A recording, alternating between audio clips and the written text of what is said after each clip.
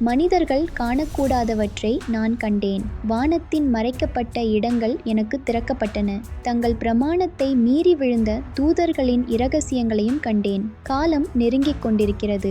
அறிகுறிகள் தெளிவாக தெரிகின்றன. வரப்போகிறதற்காக ஆயத்தமாயிருங்கள்.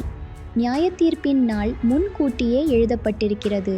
அந்த கதை இங்கே ஆரம்பமாகிறது. வல்லமையுள்ள தூதர்கள் வானத்திலிருந்து விழுந்தார்கள். அவர்கள் தேவனுடைய சட்டத்தை மீறினர். மனித பெண்களை தங்களுக்கு பெண்களாக எடுத்துக்கொண்டு மிக பெரிய அரக்க பிள்ளைகளுக்கு பிறப்பு கொடுத்தனர். அந்த நாட்களில் ஏனோக்கு ஆகிய நான் மனிதர்களின் எல்லையை தாண்டி வானுலகத்திற்கு எடுத்துச் செல்லப்பட்டேன்.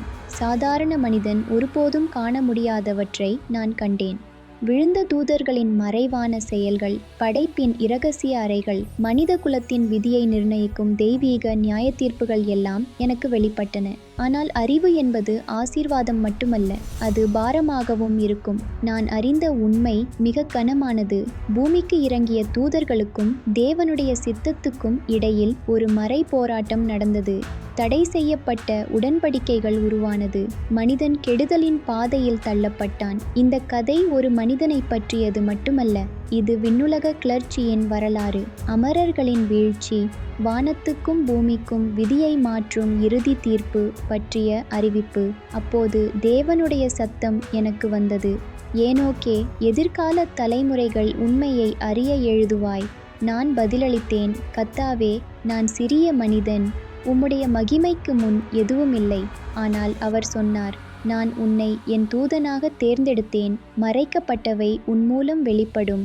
உரியேல் என்னை வழிநடத்தினார். அவர் சொன்னார், என்னோடு வா, வானத்தின் இரகசியங்களையும் பூமியின் கெடுதலையும் உனக்கு காண்பிப்பேன். நான் அதிசயித்தேன். நாம் எங்கே இருக்கிறோம் என்று கேட்டேன். அவர் கூறினார், நீ வானத்தின் எல்லையில் நிற்கிறாய். ஆனால் நீ காணப்போகிற அனைத்தும் அழகானவை மட்டுமல்ல.